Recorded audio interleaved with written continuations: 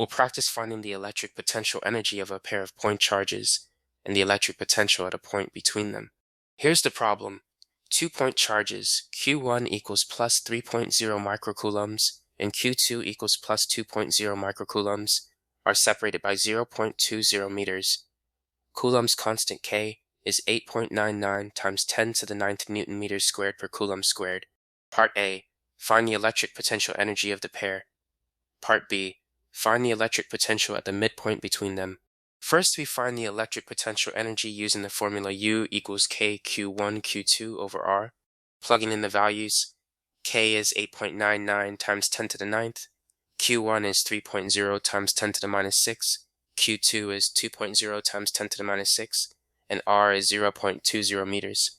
Multiplying the charges gives 6.0 times 10 to the minus 12. Multiplying by K gives 0.0539. Dividing by 0.20 gives 0.27 joules. Now we find the electric potential at the midpoint.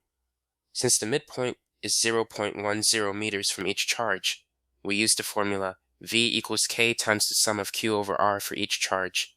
Plugging in K times the sum of the charges divided by the distance.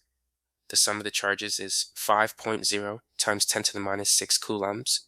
Dividing by 0.10 gives 5.0 times 10 to the minus 5.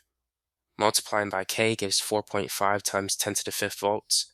Remember, electric potential energy uses the product of charges, while electric potential acts as a scalar sum of each charge's contribution.